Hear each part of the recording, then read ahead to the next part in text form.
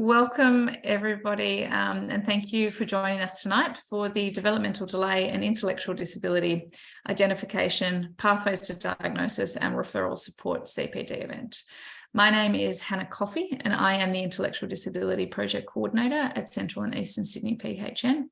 Also working with me tonight is Lydia Connick, our CPD Program Officer, and my colleagues Claire Woods and Jennifer Brennan, Intellectual Disability Service Navigators, are also online. I'm going to start by acknowledging the traditional custodians and sovereign people of the land across which we work. I recognise their continuing connection to land, water and community, and pay respect to elders, past, present and emerging.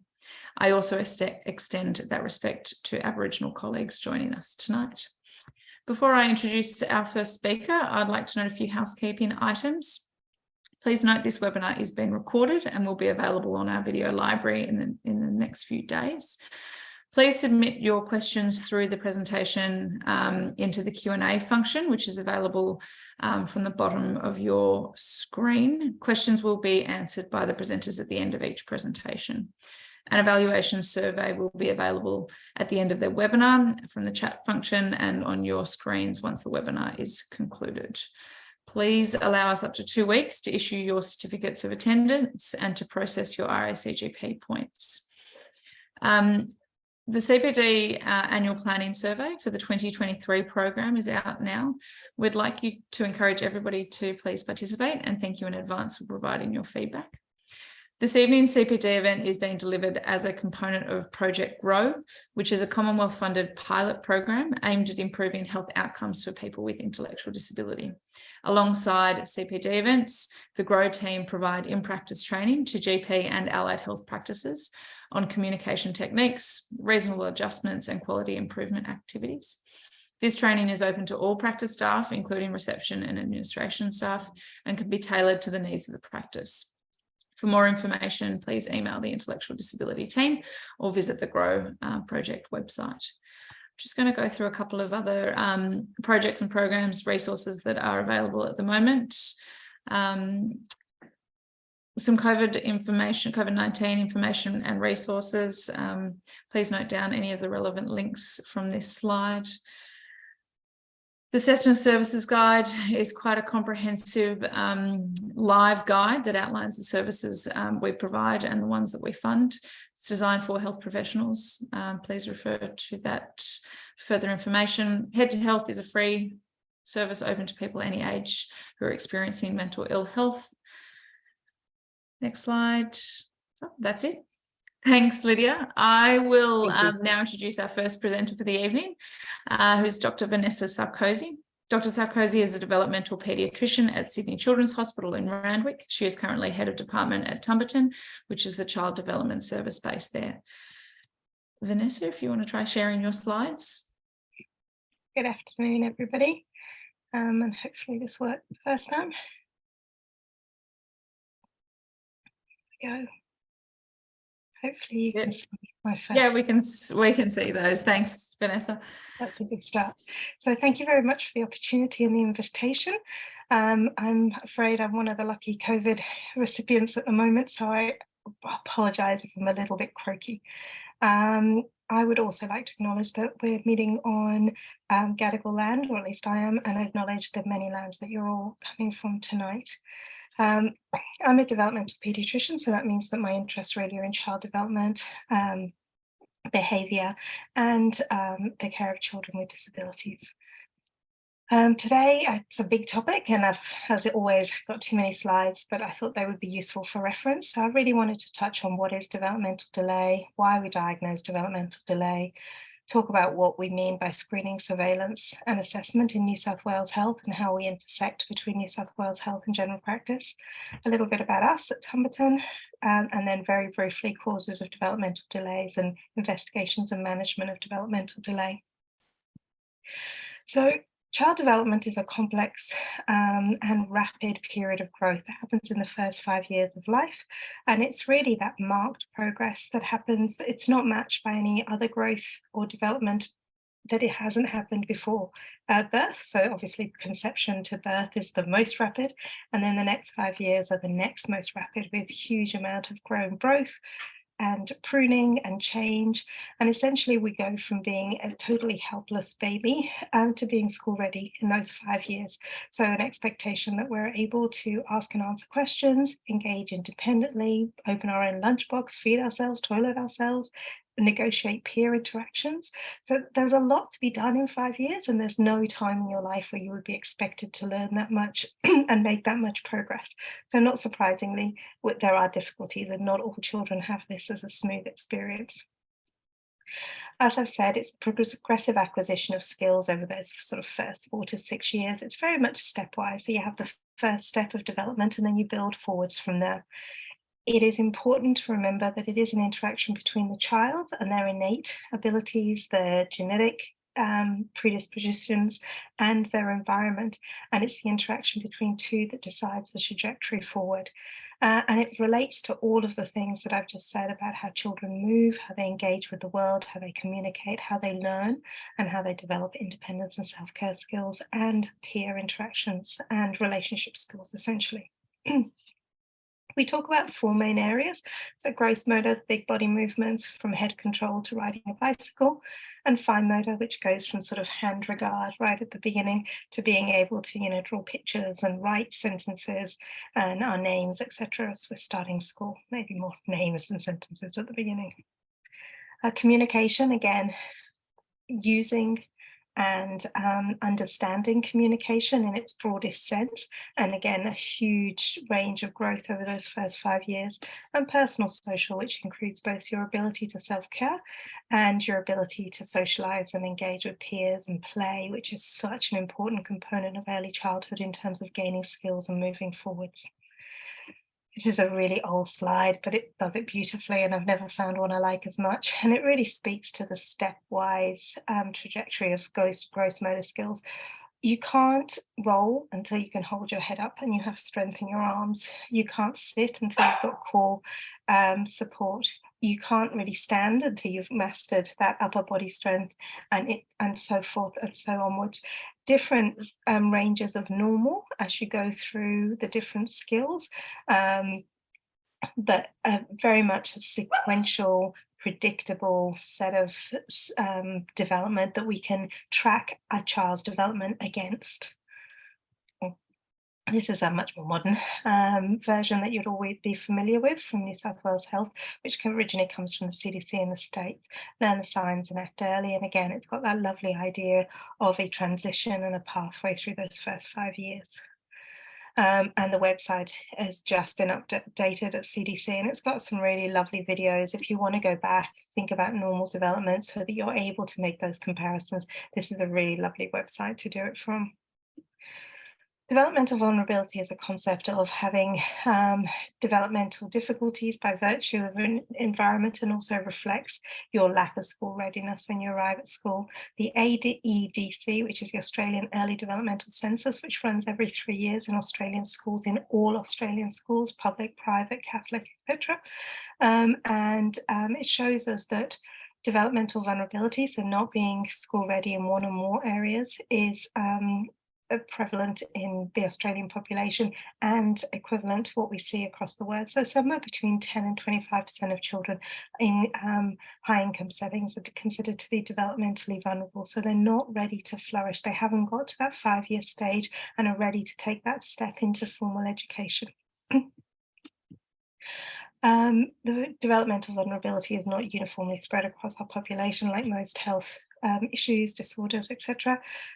Children who are Indigenous are overly represented, children whose home language background is other than English, children who live in remote and regional New South Wales and Australia, and those who live in the lowest socioeconomic income areas are all more overly represented in these statistics, as they are in disability statistics if you then look at that data.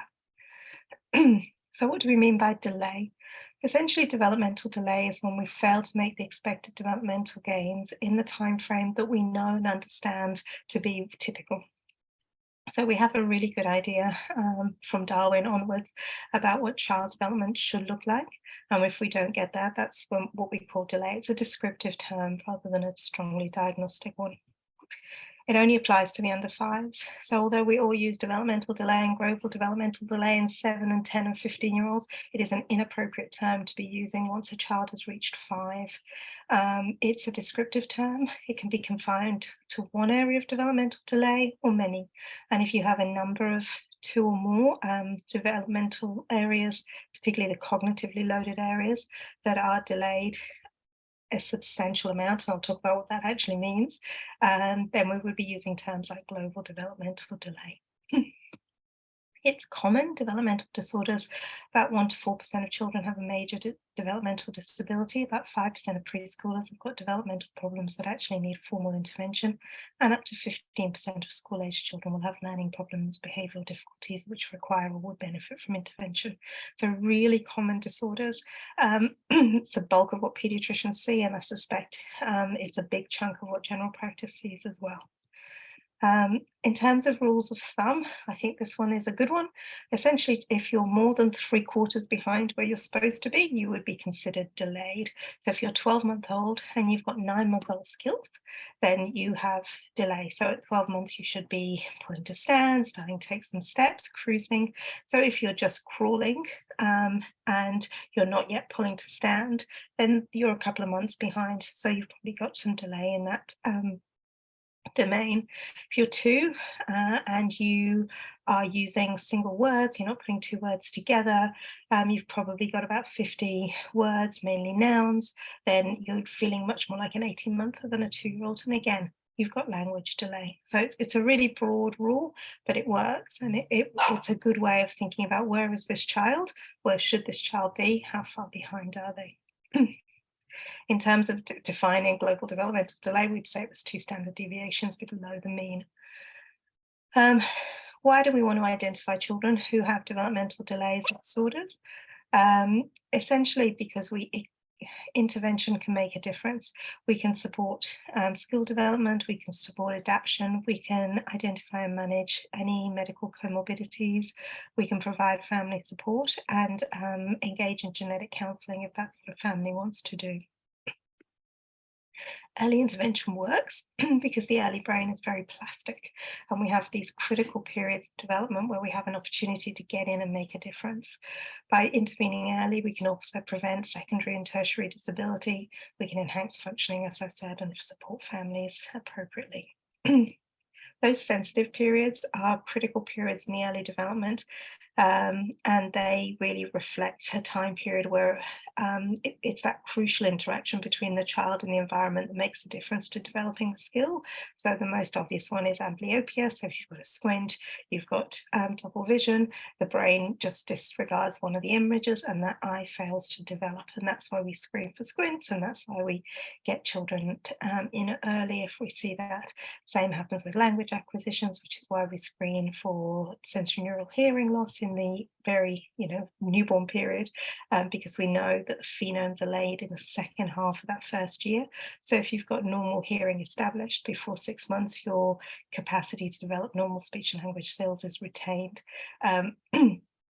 Is why we aim to get cochlears in children before 6 months. And that's another very old diagram from a very old paper, but it just gives you those critical periods and how they wane fairly quickly, which is why surveillance in those early years is so important, because we have an opportunity to engage and change developmental trajectories. We talked about the term developmental vulnerability. Essentially, children being developmentally at risk by virtue of a number of factors, genetic factors, and I've listed them there, medical factors, and psychosocial factors, which I've listed here. None of those are going to surprise you, and you would be seeing this regularly in practice. As you know, adverse childhood experiences have an impact in terms of long-term outcome by disruptive neurodevelopment, and also, and again, we're coming back to that idea of the child and the environment, and we can optimize the environment to optimize the child's outcome. What we aim to do is to promote protective factors that optimize children's outcome and reduce their risk factors that reduce their capacity to reach their long-term trajectories. we can't fix intellectual disability in most causes at this stage, but we can really make a difference to the amount of function a child can have. And certainly when children have got milder problems, finding that early and engaging early makes a big difference. And there are just a whole range of different things that are public health, really, and looking at the broader engagement of health with well-being, which makes a difference to children's outcomes.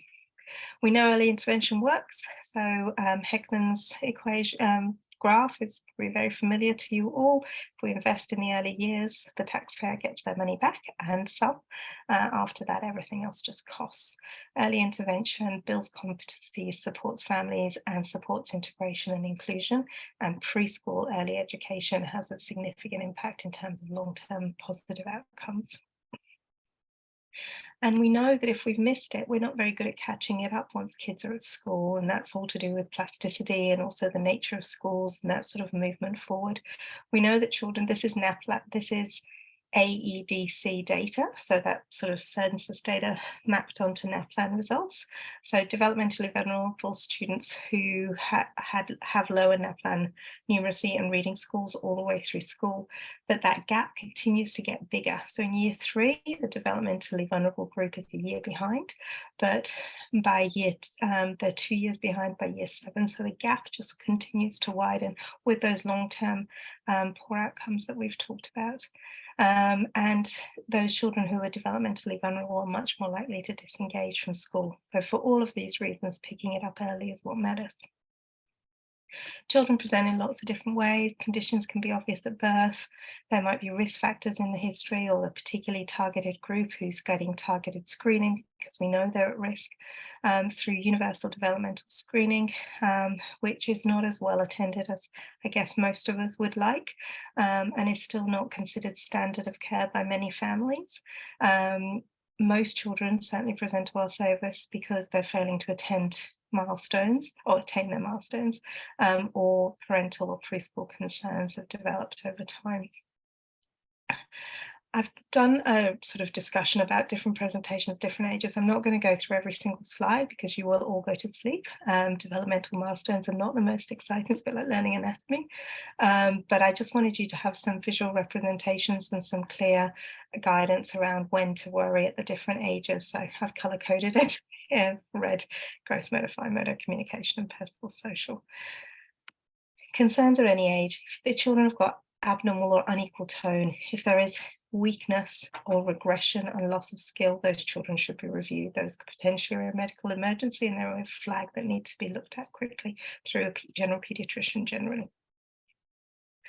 And these are really just pictures. Most of these come from the CDC website, which I've sort of cut off from videos, etc.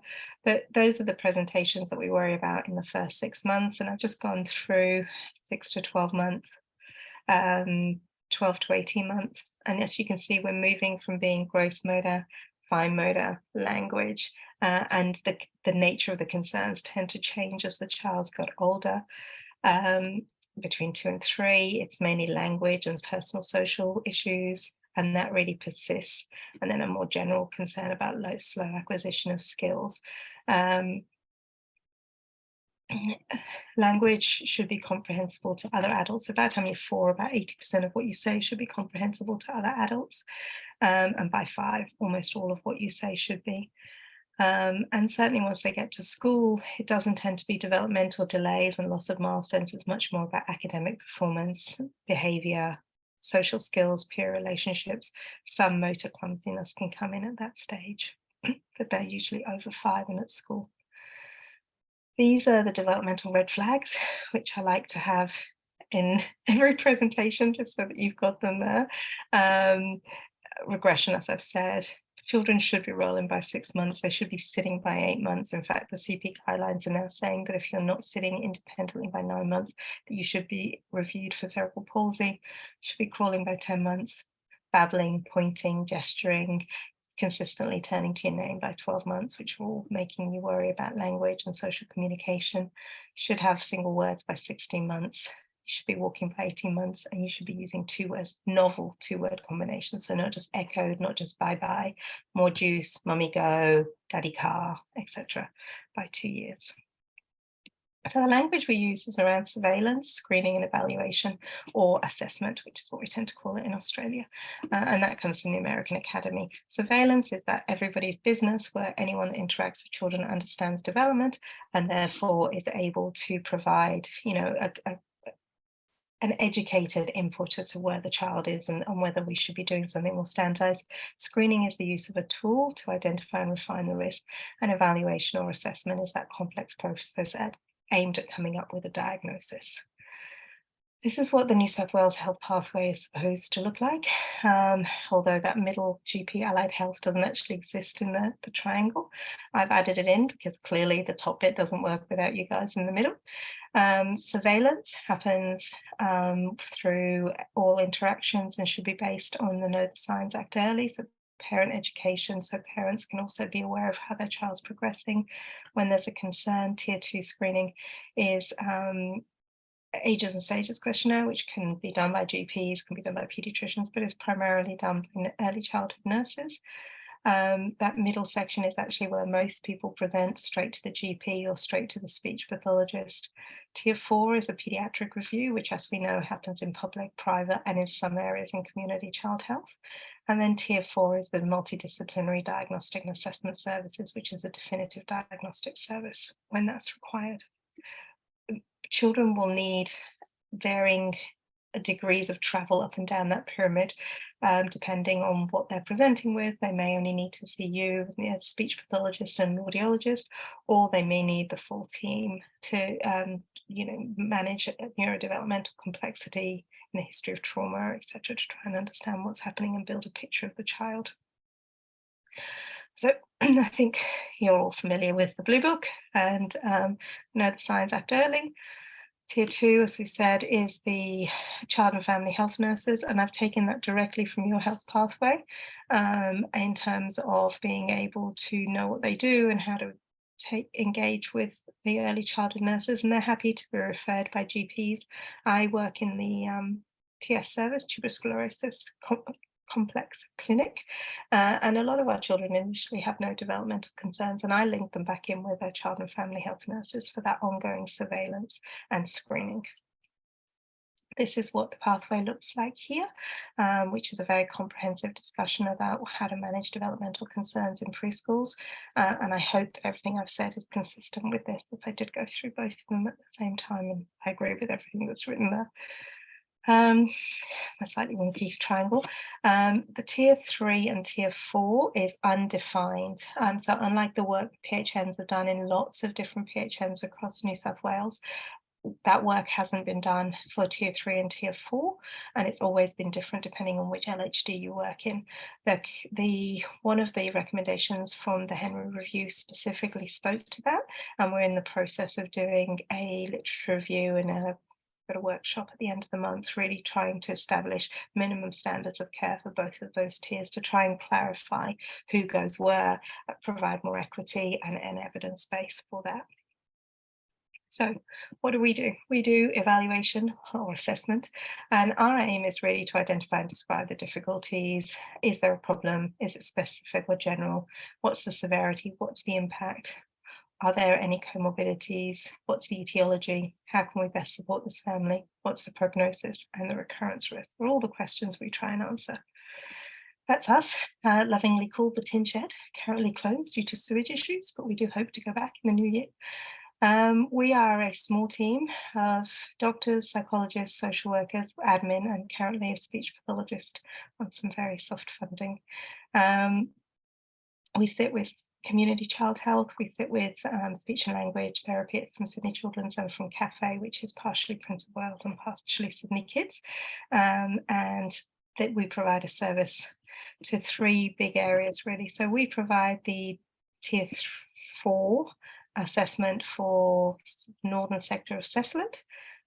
We provide Tier 4 assessments for children across from the hospital, so those are complex or chronic disorders, so a lot of the oncology kids and neurology kids, complex epilepsies, etc.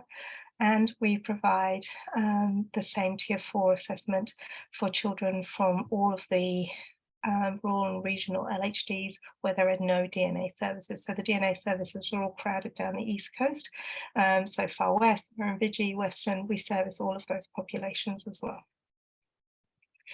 We also provide tier 3 assessments. So this is your GP referrals coming in, and we will provide those tier 3 assessments, which are different to the tier 4 assessments where we've received a paediatrician referral from the hospital from Wagga, or when we've assessed them as their paediatricians, we will also send them on to a multidisc team assessment as required. So that's what we aim to do, really putting the family at the centre, understanding the child from a strengths-based perspective, although by the nature of assessment, it's often hard and it does tend to be focused on what children can't do. It's important that we look at etiology and prognosis and support families to move through to the next stage. Obviously, an assessment is the beginning of things and not the end. We look at developmental progress, intellectual ability and function, learning and academic difficulties, medical behaviour, psychosocial and the family. That's the definition of global developmental delay as per DSM-5. It is only for the under 5s. It's a term used when you can't do an IQ test to reliably assess the child's cognitive level, which is what you need for an IQ diagnosis or an intellectual disability. You need to have significant area of difficulties in several areas of intellectual functioning, so language, problem solving, fine motor, social communication, etc. And as we've said, it needs to be applied to children who are too young to participate in what they mean by standardized testing is standardized cognitive testing. So you need to have the language of at least a 2.5-year-old to be able to do a WIPSI. Intellectual disability is characterized by general deficits in your mental abilities, reasoning, problem solving, planning, abstract thinking, judging, academic learning, etc. And it is both an impairment of adaptive function as well as cognitive skills. And you need to have a normed cognitive assessment, which says that you are more than 2 standard deviations below the mean, and that you have an impairment in your everyday function, and the onset is before 18 years. And that's the diagnosis we make as soon as we can do a cognitive assessment. For those children who are unable to engage in cognitive assessments, the terminology we increasingly use is intellectual disability, developmental disability, not otherwise specified. That's our intake criteria. So we do a joint intake with Community Child Health. So the aim is that there's no wrong doors. So if they come to us, but they need behaviour clinic or they need cafe, we try and do an internal referral. We see preschool children who are suspected of having a significant developmental delay or intellectual disability and or autism, and children up to 8 years who are suspected of having autism spectrum disorder, really trying to capture those children who are usually cognitively able and whose social difficulties and behaviours are not really presenting a problem until they're into formal schooling. As I've said, we only take GP referrals from the northern sector of CESLID. But we've also take referrals from everybody else in terms of allied health and early childhood professionals, but we will ask for a GP referral from a hospital perspective, but also in terms of keeping children logged into their GPs, which we think is really important. We talked about rural and regional children and chronic and complex children from Sydney Children's Hospital. That's our telephone number and our fax and our email. And it's all on the website as well if you Google Cumberton. This is a schema we wrote a couple of years ago, but it might help clarify. It's really about what's your developmental concern and the degree of concern. So if you have one area of developmental concern, for example, speech therapy or fine motor skills or gross motor skills, then it's appropriate to refer to the allied health service that you need, or the early childhood nurses for a review of all of the needs. Obviously the PEDS has gone now, that would be Know the Signs Act early. There are 2 or more areas of concern, they come through to us, and then we can make a decision whether Community Child Health is a further screening or whether they need to come through to us for a tier 3 or even a tier 4, depending on what their needs are when we've done a clinical intake. If the problems are primarily behavioural, child and family is the place to go, although they really prefer that the parents make the referral, not the clinicians. And there's a telephone number. So as we've said, it's important to establish a diagnosis for lots of reasons. It does allow us to provide diagnosis-specific intervention and support. So we are getting to the point of smart diagnostics, smart care. We're not there yet, but at some point we hope that when we have a genetic disorder, we can give a specific intervention. It allows us to look for other difficulties. So if we demonstrate DiGeorge, then we look at cardiac, we look at immunology, we look at calcium, etc. When we have a diagnosis, we can be much clearer about prognosis. We can talk about recurrence risk, and families can make decisions about their family. We can end the diagnostic obligacy, which often avoids expensive and invasive ongoing tests. And we can link families to specific intervention services, or often it's family support, and just being linked into other families who've got the same diagnosis of you is really helpful. And it can bring closure for some families, although clearly not all. The causes are really divided into prenatal, genetic, dysmorphology, syndromes of unknown origin, which the numbers are shrinking now that we have next generation exome sequencing, and acquired infections in utero, perinatal and postnatal, and you won't be surprised by any of those. In terms of investigations, our yields are going up now that we have a much broader range of genetic testing available. And they're just the numbers. I thought you'd be interested. Genetic testing requires a pediatrician and a discussion with clinical geneticist to be able to action that under Medicare. Just put that in so that you've got some information about metabolic disorders. Increasingly, we're recognizing rare but potentially treatable metabolic disorders. And so although the yields are quite low, we do tend to have a much higher index of suspicion and looking for metabolic causes sooner than perhaps we would have done in times gone past. The things to really be thinking about: regression, microcephaly, macrocephaly, dysmorphology. The more significant the delay, seizures, and any neurological findings, gait, asymmetry of tone and power, abnormal movements, etc. Those are our current investigations, and I've just done a big literature review. We will expand our urine, our metabolic bloods, really, that increasingly that's being recommended. Additional investigations were really clinically led, depending on what you find. Neuroimaging is always a clinical decision on balance of information against the risk, and particularly that most of the children need a GA. Management really depends on what you find: a single area of difficulty versus global developmental delay or intellectual disability. And then it's about matching the child's needs and the family's goals to the right support and intervention. Speech difficulties, audiology is essential, making sure there's no significant ENT problems, and engaging with speech pathology, gross motor delay. Really important to get a good neurological examination and measure and note and track the head circumference, physiotherapy, and often worthy of a PED review.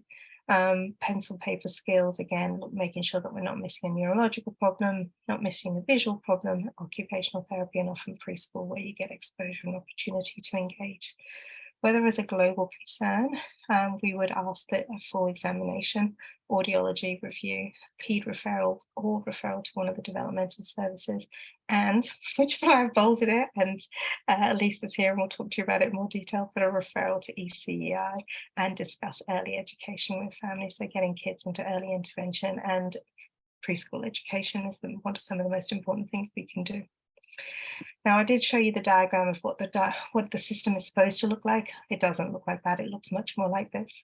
But essentially, when families are worried, they either turn up to allied health, general practice, or the early childhood child and family nurses. And we need to have a system where we get all of those children reviewed, initially by the GP, those that require PED review, and then on to multi-dis assessment as required, but linking them back into early intervention and education, where we can support the children to make progress moving forward. It is complex because we're all paid for by different people and different systems, and we all use different language, but we do need to support families, particularly our more vulnerable families, to navigate this really complex system. So in summary, developmental surveillance is essential, especially for those at risk of developmental vulnerabilities. I showed you the red flags, and they would always be my take home. never ignore a parent's concern. They're usually almost always right, and they should be followed through. If the parents are concerned, if you're concerned, if a preschool teacher's concerned, there should be some screening or assessment. And really the assessment type depends on the concern and the age. And early diagnosis, as we've said, allowed at early intervention, which enhances long-term function. And probably the last and most important thing is to say that anyone with developmental delay, intellectual disability needs ongoing routine medical care, and it's essential that they have a good relationship and ongoing contact with a known GP, so that we can then, having tackled the developmental end of it, we can start to talk about the health outcomes of disability, which is another whole talk in of itself. But as you all know, children with disabilities end up being adults with intellectual disabilities with really poor health outcomes, and linkage with the GP is definitely essential to improve that. I've got loads of references if anyone wants to lead, and I'm very happy to take some questions. Thanks, Vanessa. Really appreciate you coming online this evening when you're feeling somewhat poorly. There's just one question that's come through, which I guess is probably open to most of our panelists tonight, is where do most of the concerns about developmental delay originate? From families or others? You've kind of mentioned. So I don't think we're very good at systematic universal surveillance. So most of them come through concerned parents, grandparents, aunties, uncles. It's often very hard for parents who are either isolated or with their first child, just to know what's normal. And that's why the Know the Signs Act early, parent information and education is so important, because it helps families understand expectations. But it's generally parents and preschool. That's who we get most of our referrals, so via the GP, but that's where they come. Or someone's raised a concern, they've seen a private speech pathologist and the speech pathologist has said you need to do more. Thanks, Vanessa. There's no other questions currently. So we will move on to our second presenter for this evening. Dr. Zoe Case is a clinical GP in Bondi Junction. She has an interest in antenatal care and hence sees a lot of paediatric patients. Dr. Case is going to be going through a few case studies this evening alongside Dr. Sarkozy. Obviously, I'm Zoe, I'm a GP. Thank you for giving me this opportunity to learn PowerPoint. So apologies for being a bit average and some slides might be a bit busy.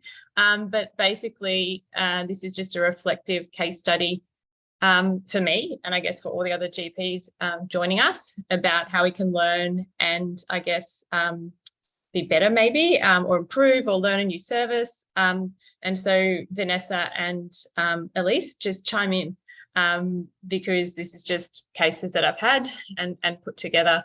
So obviously we're like superheroes, like down the bottom. And so of course we always pick up everything, right? It's not always the case. And it's quite difficult because I find, like all of us, I imagine that when a parent or a caregiver comments on a potential developmental delay or behavioural concern, I personally find it's never convenient. In fact, it's usually the most inconvenient time. It's usually when we're about an hour and a half late, someone needs to be fit in, and it's a child with a runny nose, and you sort of check them out and you reassure them, and it's like, oh, by the way, actually, we've been really worried. Yeah, oh, Daisy's been tripping at school. And oh, yeah, no, we're really, really worried. Oh, okay. And so I find the idea that 1 in 6 children at some stage can have, you know, a behavioural concern or a developmental delay is quite a lot. I mean, a lot of us would see maybe 6 patients a day that are children. And so I guess when I was reflecting, one of the things I thought in GP for me as well, that I, you know, try and improve, try and do better. It's probably me in the corner with the kind of, you know, a bit upset. There's too many people in the waiting room and trying to get through it. But that idea that, you know, really in my mind that early intervention is improved outcomes. And, you know, it can be the difference between, you know, us getting them back, maybe the difference between them having something found and early, you know, intervention pathway beginning, rather than us sort of going, oh, yeah, and then they not present for another 6-12 months. So that's something I guess I was reflecting on. Okay, so a case study was a little 3-year-old boy I didn't have so long ago come into the practice. Completely new patient. I hadn't met the parents, and dad came in. And Dad was really concerned about, he just said, you know, I'm concerned about, you know, Mr. Z, Master Z. I just wanted to have some friends at daycare. He's got no friends. He's playing by himself. And daycare's also sort of mentioned it. And the child was in the room, and I was sort of like, oh, hi, nice to meet you. And I sort of saw the child, and, you know, as we sort of went through it, he wasn't using simple sentences, and his speech was sort of around a 2.5-year level. He had, you know, one friend only, and he didn't like to be touched. He sort of froze up. He was unable to play and interact with a friend appropriately, and he was often playing by himself at daycare. He had obsessions with helicopters and mechanical items, and was obsessed with the mechanical items in the room. So these are often quite difficult consults, I find. You know, he had limited eye contact. He was sensitive to noise, and he was overwhelmed by too much. And it seemed to be that his other developmental and medical history was normal. I'm a Queenslander, so I'm allowed to have Queensland guidelines in my room, and I cheat often. So I basically have the developmental guidelines from the Queensland government, the red flags, which is early identification guide. I actually have the laminated version of the little cheat sheet of the milestones laminated behind my computer, so I can pretend I remember them all, and I just kind of glance over the computer and I can see them stuck on my wall. Like, that's in addition to the blue book. Obviously the blue book check is you know, what we all go through, but I actually put the I'll show you what, I think it's the next slide. That's what it sort of looks like on the website, and that is what I have laminated behind my computer. But I'm sure everyone else is very clever on the webinar and just knows it all off by heart. But sometimes I do reference it if I'm busy or late or I'm not sure. It's nice to have you know, the red flags as well, which that strong parental concerns is obviously a big part of it. So there is a reference up there if anyone wants to grab that, but you might not be a Queenslander, you might prefer all the New South Wales guidelines or Victorian guidelines. We all, you know, work in different areas, and feel free, Vanessa, to chime in if you don't like them for some reason or something. No, I really like them. I think they're excellent, and anything that's got pictorials is always helpful. I think none of us hold this in our head, and it throws you the minute you get a really tall kid or a really small skinny kid anyway. So I think it's useful to have a reference to go back to. So I think anything that works for you is great, but I do like the Queensland ones. I've also have those. Yes. Okay, so we can all agree he was delayed in more than one area in communication, social, emotional delay. He was age appropriate for gross motor and fine motor skills, self-care seemed to be okay. And, you know, is it globally developmentally delayed because he's under 5, which he was in more than one area. And he, you know, his symptoms were consistent with autism, which I found reasonably awkward at the first meeting of the parents, because they just wanted his child to have a friend. So obviously the what now, what else goes through our mind? What does it trigger? For me, triggering number one is that time thing. So sometimes breaking it down and getting back, agreeing with them that you want their child to have a friend.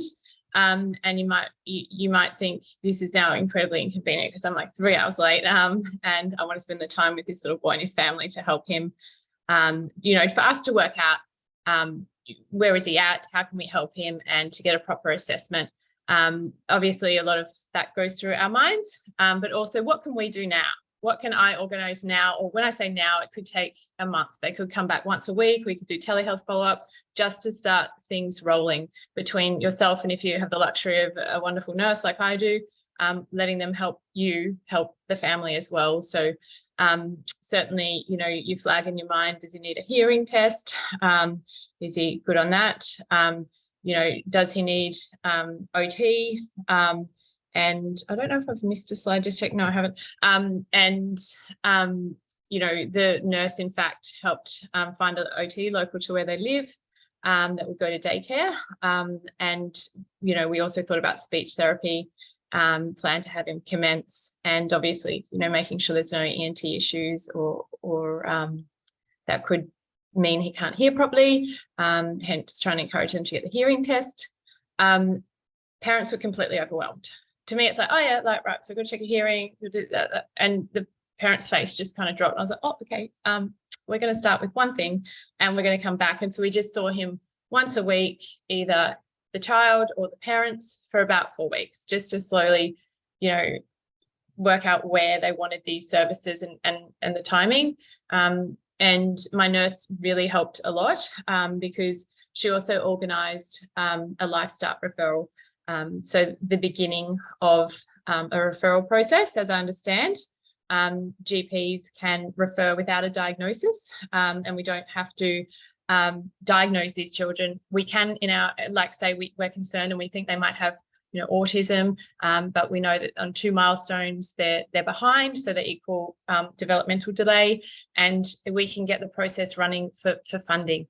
So we can actually refer to Life Start, which, as I understand, is the beginning of NDIS funding, and we can explain to the parents that it takes a long time for diagnosis, and diagnosis may change over time, and it might be 2 years before this child's, you know, diagnosed properly, like they might be searching for, or we might be searching for. But the really important thing is the treatment can start now, so it kind of doesn't matter. Well, that's the way I see it. What do you think, Vanessa?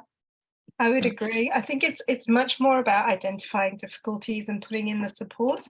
The diagnostic process, I mean, even if you could do it tomorrow, so if by some miracle I didn't have a waiting list and I could see the child the next day, we wouldn't be able to make a diagnosis. You can't make a diagnosis of autism in a child who hasn't had any intervention. So it should have at least 6 months intervention in terms of being able to, you know, if this child's got a language disorder, you work on that, you do some play, and suddenly he's much more engaged with his peers, then you don't have a diagnosis. So intervention is important to get going early. And that's really where the important bit is. Identifying the problem, managing the problem, and the diagnostic process happens alongside it.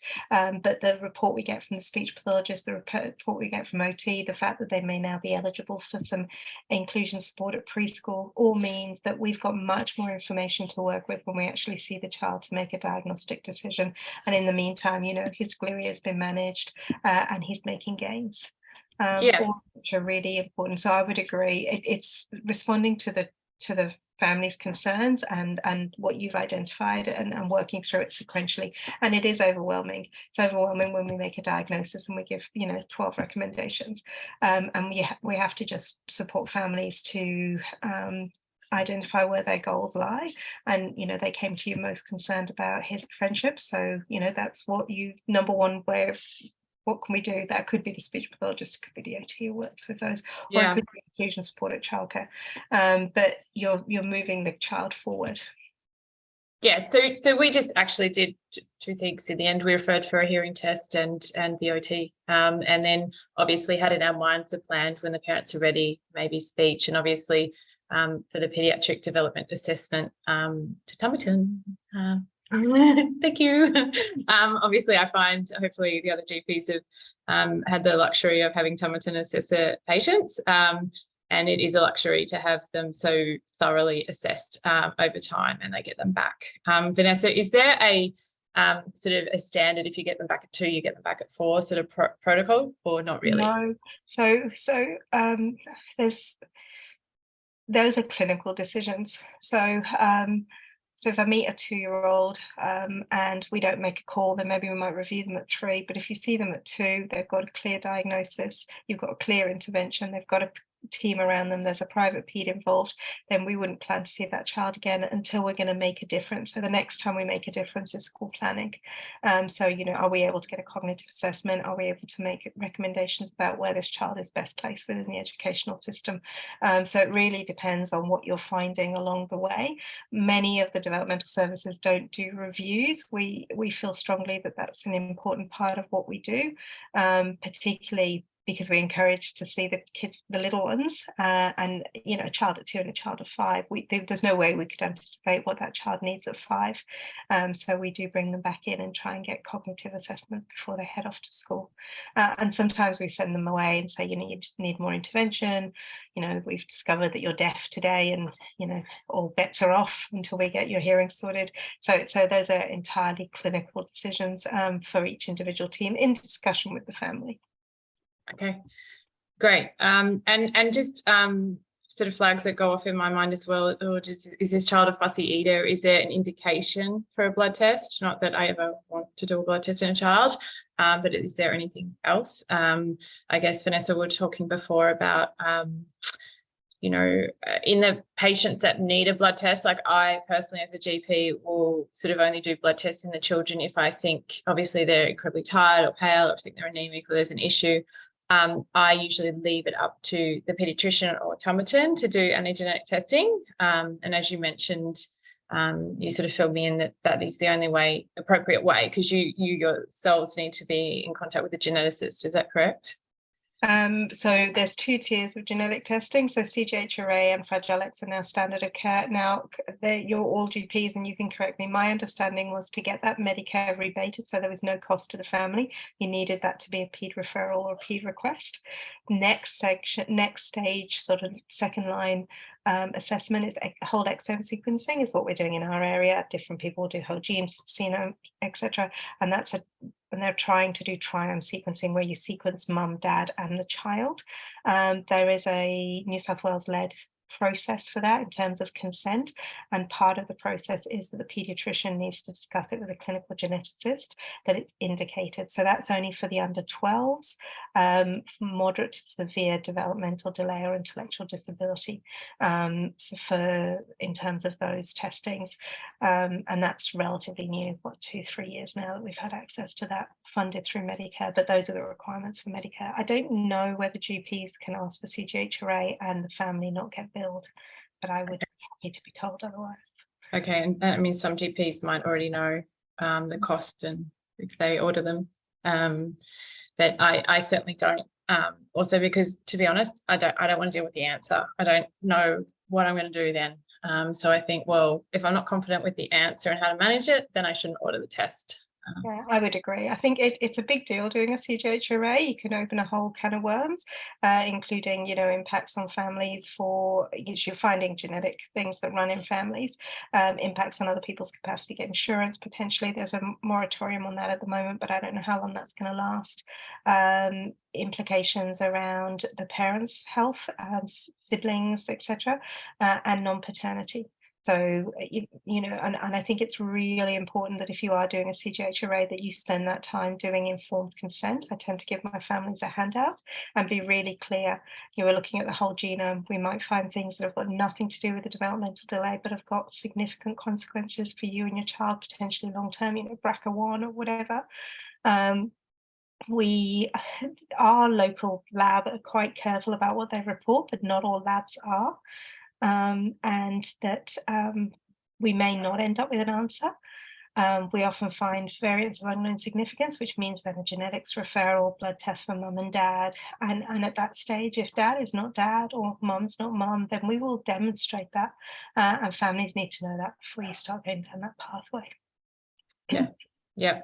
Obviously, getting back to this case study, you know, it was that conversation around mum and dad as well, that this can be a long time. It can be quite stressful, and encourage them to go back and check in and think about themselves as well, and get their support, whatever that may look like for them, and visit their GP and make some time to initiate that self-care as well. Because, you know, all of us are stressed, but I think it's incredibly stressful to, you know, have a child that you're unsure about the needs and in addition to normal life. The case study 2 is more sort of looking backwards at a patient that I have who's now 4. And I guess I was just reflecting the times where I saw the baby, and it was sort of for me, an interesting, because I work in a private medical practice. I do have patients that go off quite early and see the private paediatrician, and it's just also re-establishing and reflecting on that role as a GP, because we always do see them for vaccines, sometimes the parents' health, or always the parents' health, and they bring the baby, or they'll start commenting about the baby. And this was more a case where I sort of, on reflection as it goes through, I sort of saw that we should actually be inquiring around barriers to accessing a paediatrician, and are they actually going? You know, because one thing is to refer them off to speech therapy or OT or the hearing check, or the paediatrician. I think off my list. But if you don't revisit it over time, when they come back for, say, another vaccine, or mum and dad are in, like, did they go? How are they going with it? And this sort of case showed me actually not all the time are they going or able to, or can afford or access. So yeah, I guess that was something that I've reflected on. And obviously, Vanessa, you know, how long are your waiting list? Not too long. We do have the 2-tiered approach, which is helping. Well, it helps with our local kids actually more than our rural and regional paed referrals. I mean, a 4-year-old would be tricky because he needs an IQ test. So our sort of tier 3 of medical plus or minus speech, which we can sort of get kids in early and moving. Whereas once I need a psychologist, I have a very finite number, and he would need a cognitive assessment. So it can be up to 12 months at the moment to get into the multidis team with a psychologist. That's Okay. rate limiting. Okay. Yeah, so I think it was at about 14 months old, where I think we're giving him the vaccines a bit late, and he was always under a ped for reflux, he wasn't having sounds or any babbling that the parents could recognize, so they went back to the ped that he'd already seen, and then it was sort of off my list, and the ped was managing him quite well. She referred him to speech therapy, hearing checks, that sort of stuff. And he improved with his speech, yet on review, there was behavioural concerns. Subsequently, about a year later, I think, when I might have been inquiring with the parents. I've lost my cursor. Sorry, a bit quickly. And then, pardon me for going backwards. He, at about 24 months, I think, he sort of was having behavioural concerns, separation anxiety, poor sleep. And there was sort of mild speech delay.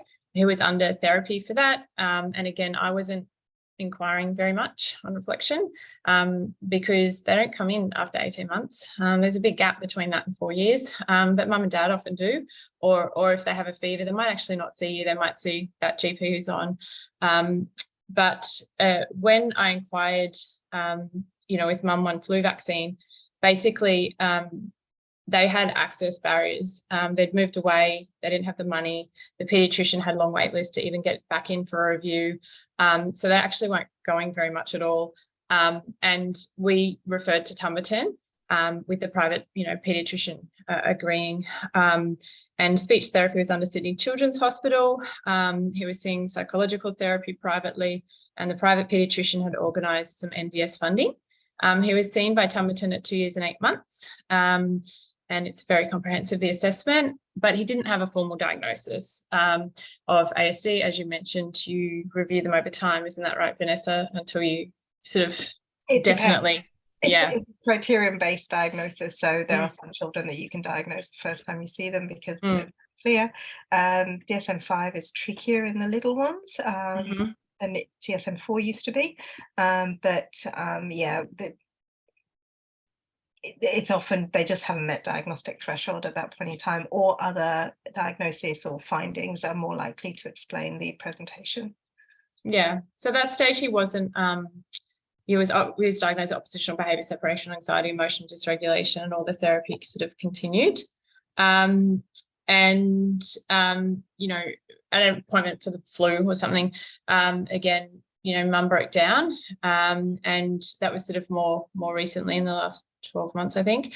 And basically we did the classic, I did the classic, I don't have time now, I'll come back, and let's talk about it, or telehealth. We sort of went through it, and he was having sort of more behaviours with tantrums, frequent meltdowns, couldn't cope with changes, fussy eating, emotional dysregulations, obsessions, and it was affecting the family greatly, and they weren't coping. And I actually saw mum first, not the child, and mum had a Edinburgh Personality Depression scale of 29 out of 30.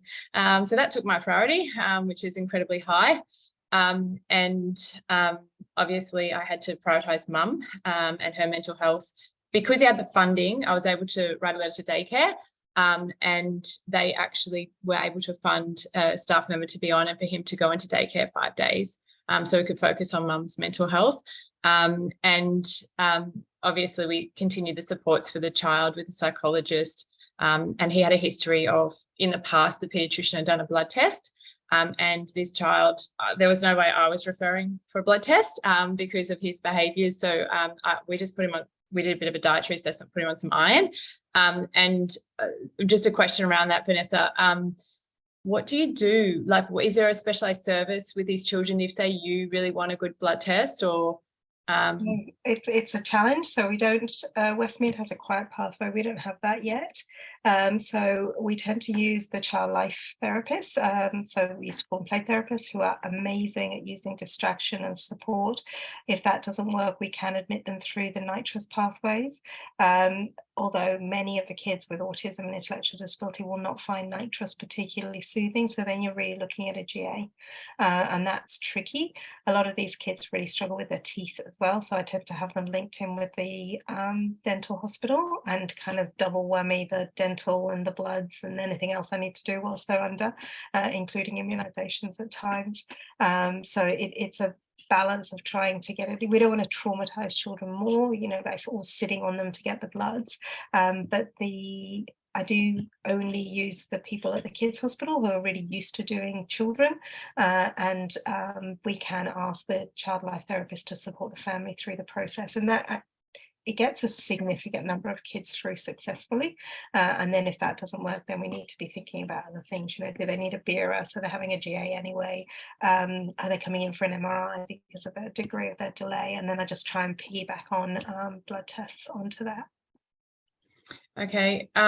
Yeah, so my practice nurse rang up Tumberton, even though it wasn't the right interval to review, very kindly.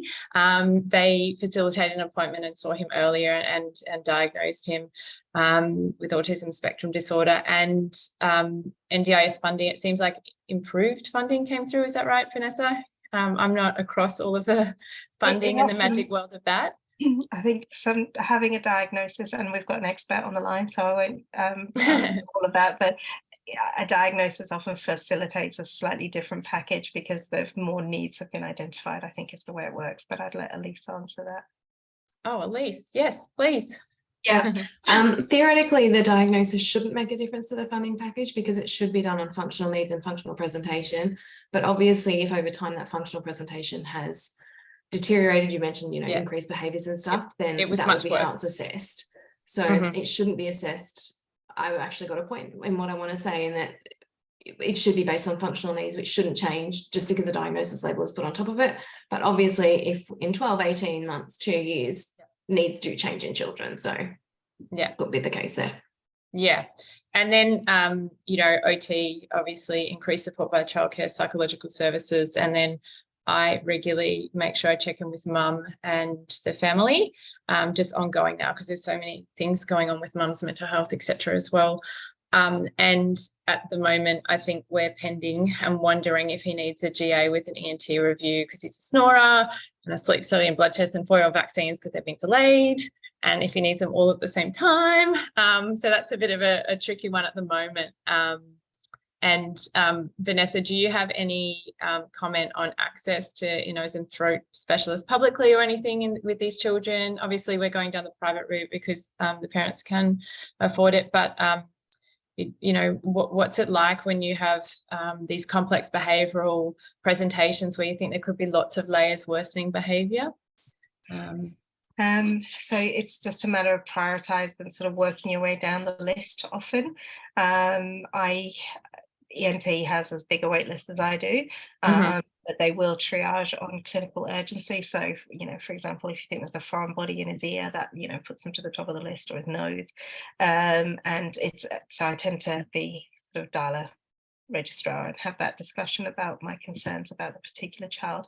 I also tend to alert them if I've got a child who's really sensory, that, you know, outpatients is not a great place to spend time, and, you know, I've often asked that they get first on the list or last on the list, and supported in that way, so that they, at least the process is smoother through, and certainly if anyone's having a GA, they're quite good. The dental guys are good, the ENT is good in terms of sort of saying, you know, your patient's coming in, do you want anything else done?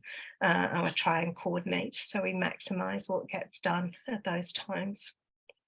Okay, great. And so then, yeah, I guess takeaways, for me when reflecting, and feel free, obviously, Elise and Vanessa, to say what else we can be doing, is for me that even if, you know, obviously child development, we need to find the time. If we notice something, the parent comes with us to concerns, and we must address it, to look at thoroughly at the development behaviour.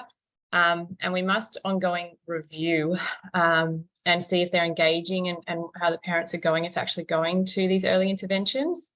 And obviously early referral and early intervention is essential. While they might be waiting 6, 12 months or longer to get specialist review, just sort of giving a referral and thinking it's next week is not actually reality, unfortunately. I don't know how everyone else feels. I feel like the wait lists have gotten a lot worse after COVID for paediatricians. I'm not sure if that's reflective in actual reality, but yeah. Yes, so that's over to you, Hannah. Thanks, Zoe. Sorry about the PowerPoint learning. It was fantastic and colourful. Thank you very much. Just one question, Vanessa, the service that you mentioned that supports vaccination, blood tests, etc., for children with sensory issues or challenging behaviours, can GPs refer to these services directly? Say, for example, for a blood test or for a vaccination, or do they have to be through vaccination clinic at Sydney Children's, so that's where I would refer to. So it's run through outpatients, and they can support families to access vaccinations. And again, they've got hands on deck, and they've got, you know, quiet ways and supportive in that way. In terms of them coming in, and they need to come in under someone. So, you know, if they're coming in for any of those investigations, then I'm the admitting officer. So that there does need to be someone that owns them in the hospital. So there does need to be some that discussion with you know, lots of the PEDS would have, you know, the VMOs would have admitting rights, or ENT obviously have their own systems, and surgery, dental, they all have their own ways of doing that. But certainly if you've got a child you can't vaccinate, I would start with a vaccination service. And in terms of pathology, it's a walking system as far as I understand it at Sydney Kids, and you can let families know to ask about organising the child life therapists, or play therapists, as we used to call them. Thanks, Vanessa. There's some other questions that I think sort of got covered off with your comments and discussion during that presentation. So we'll move on to our last presenter for the evening. Zoe, I will ask you to stop sharing your screen as I introduce Elise Lee. So Elise is the manager for early childhood projects at LifeStart, which is an NDIS partner delivering the early childhood approach. I'm sure Elise will also cover off the difference between the early childhood approach and the early childhood early intervention. Elise is a speech pathologist and has previously worked in disability and community health. I will also say that we do have Hassan Hawatmi, I hope that I've pronounced that correctly, who's also online from EACH, which is the early childhood approach partner covering a small part of the Seston region over in Canterbury and Bankstown. So I'll hand over to you, Elise, to share your screen. Thank you, Hannah. I will just get this all up. Give me 2 seconds. Okay. Yes, so as Hannah said, my name is Elise, and I will be walking you through what the early childhood approach is this evening. As both Dr. Sarkozy and Dr. Case have mentioned, we are one of the potential next steps if you do identify concerns in development. We'll talk a bit more about how we go about referring and things like that. Just before I begin, I would also like to acknowledge the traditional owners and custodians on the country on which we all meet today, and their continuing connection to land, sea and community, and I pay my respects to their elders past, present and emerging. I would like to extend that acknowledgement and respect to any Aboriginal and Torres Strait Islander people who are here today. Abbreviations, before I get started, just some of the common abbreviations that I will be using as I talk to you this evening. The NDIS is the National Disability Insurance Scheme, which is different to the NDIA, which is the National Disability Insurance Agency, who are the government body that run the scheme. I do tend to use them both interchangeably, but there is a slight variation in them. EC is the early childhood approach, which was up until fairly recently known as ECEI, which was early childhood early intervention. It's basically been a rebranding, a reset by the NDIS. So you may still hear ECEI thrown around. It may still be written on documentation, but it is now the Early Childhood Approach is the name. EC Partner stands for the Early Childhood Partner, and LifeStart is one of the early childhood partners in New South Wales. So when a family seek NDIS support, the child and family will be connected with an early childhood partner who has been appointed by the NDIA to deliver the early childhood approach. As the early childhood partner, the staff will work with the family to understand the needs of the child and family. Our staff are from early intervention specialist backgrounds, so we have occupational therapists, social workers, speech pathologists, physiotherapists, early educators, psychologists, and behaviour clinicians. We are one of 6 early childhood partners in New South Wales, so we cover the Illawarra, Shoalhaven, Nepean Blue Mountains, Central Coast, Sydney and Southeast Sydney regions.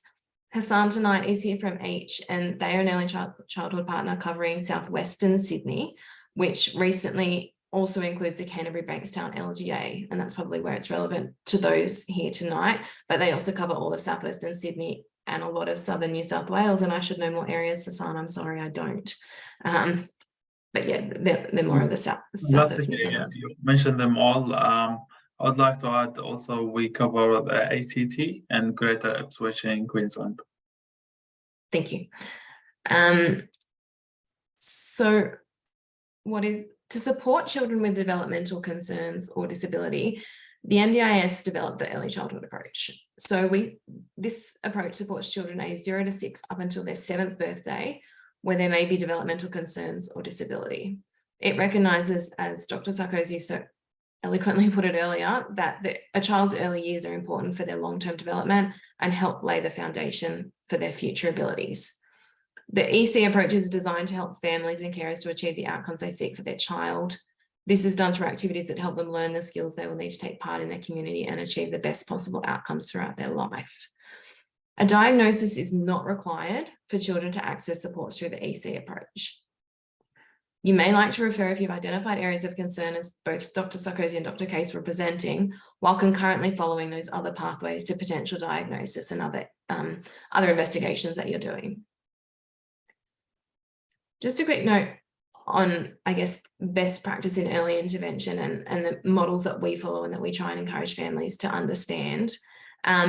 The early childhood approach is built on what we know and understand about how children learn and the best ways to help them learn. One of the key features of the early childhood approach is recognising the important role that parents, carers, and teachers play in supporting a child's development. As you can see, while therapy is important, this picture clearly shows the important roles that childcare roles, school and parents and carers play in a child's development. So to that end, early childhood supports are offered in a range of everyday environments. So we'll go to the home, the childcare, playgroup, community activities. We support parents and carers to help their children develop and use new skills, because we know that children learn best from the people in their lives who are of most importance to them. So best practice really focuses on building the capacity of the key people in the child's life to implement strategies in everyday routines and environments, which then gives the child an opportunity to learn these new skills and practice them many times throughout the day.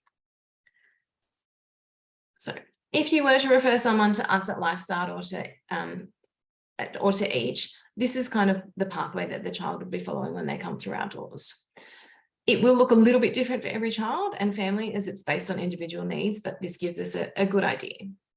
So referrals can be made to us by parents, or they can give consent for someone else to refer to us on their behalf. So educators, allied health professionals, GPs, paediatricians, anyone, as long as obviously we have the parents' consent.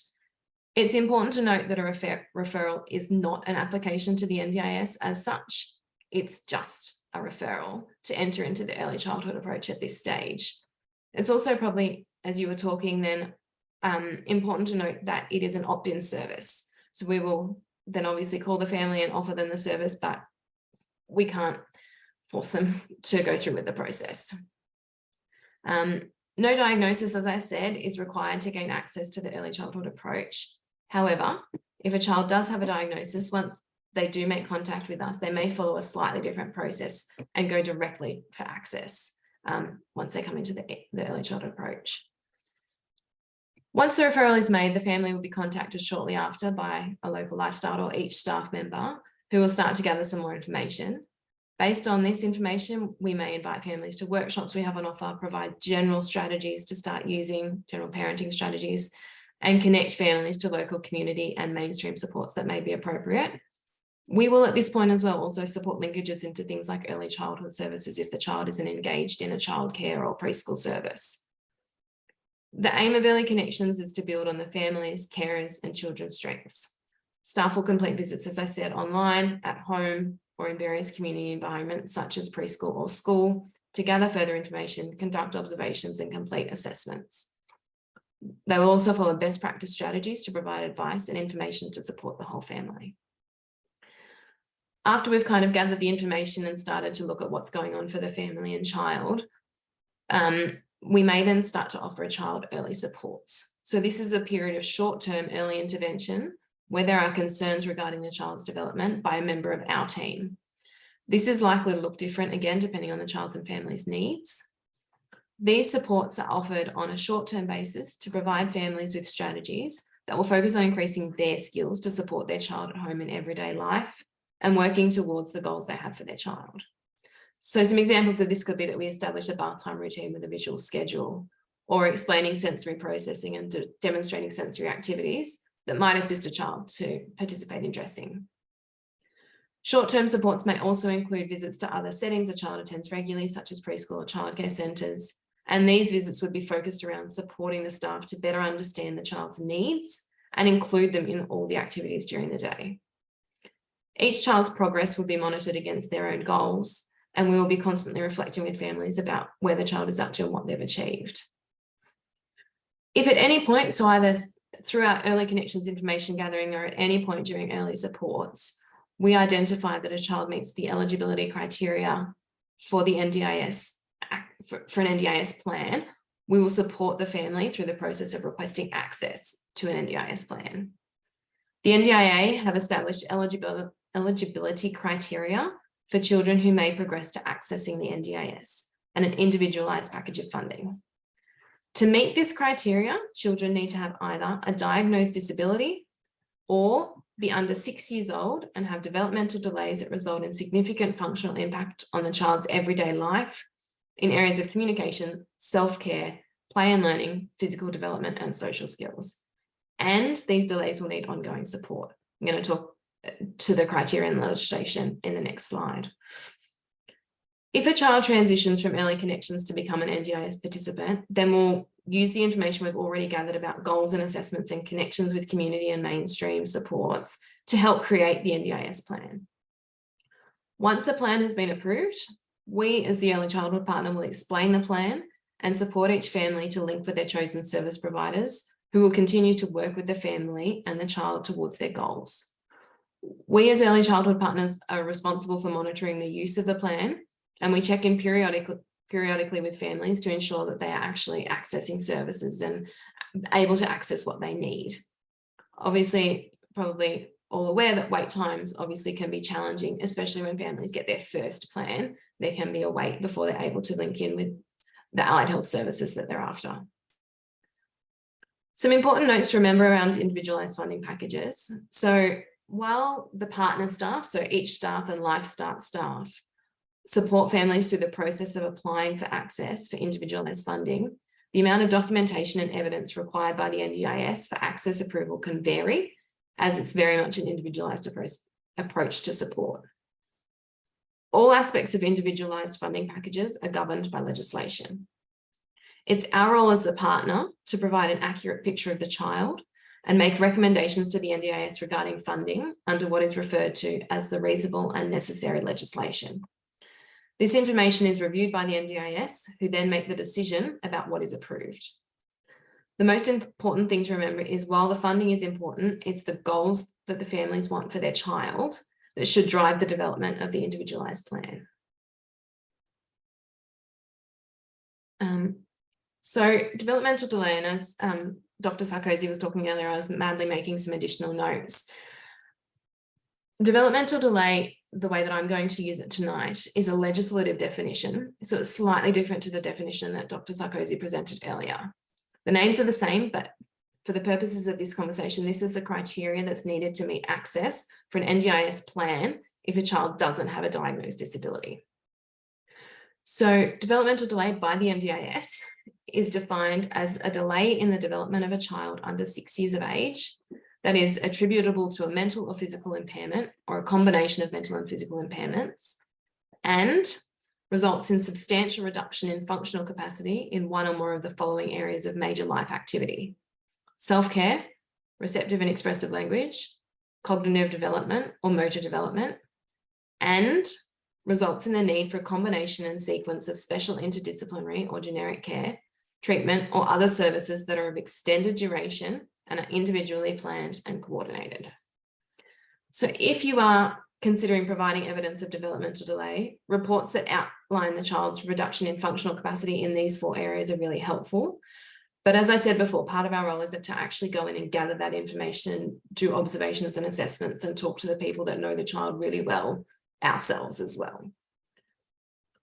Whether a child does meet this developmental delay criteria, or there's a diagnosed disability, or they meet the criteria under developmental delay and then receive a diagnosis and have an NDIS plan, it's important to remember that the plan has been established based on that child's functional capacity at the time. A new diagnosis will not necessarily mean that the child needs a new plan to meet the diagnosis, as presumably the child's functional capacity remains the same. The structure of an individualised funding plan is developed under the legislation, and funding amounts are determined by the agency using that reasonable and necessary legislative criteria. This is based on the goals and requirements of the child and is based on best practice, and is not calculated by external recommendations of a particular amount or intensity of therapy. However, if at any point the needs of the child changed, if new things emerge, if things that we weren't aware of at the time of planning come to the fore, it can be readdressed, and the family can contact the staff member who has supported them through the plan and request that it's reassessed, in effect requesting an unscheduled plan reassessment. That used to be called a plan review. That terminology has changed as well. It's now a reassessment. Alternatively, a plan reassessment will take place periodically throughout the journey of the plan. The NDIS also uses the term developmental concerns, and you will see this if you look at the Early Childhood Approach website on the NDIS. This is for children who do not meet the developmental delay criteria, but have some delays in their development. So early supports may be offered to these children where they're most appropriately provided by the NDIS. And that might look like strategies and supports to the family, links to mainstream supports, community and other services, and information and referrals. As I'm sure you're acutely aware, we have many different government departments, and each of them play a slightly different role in supporting people with disability. While the NDIS is responsible for funding individual supports for people with disability, it isn't supposed to cover what other agencies already cover.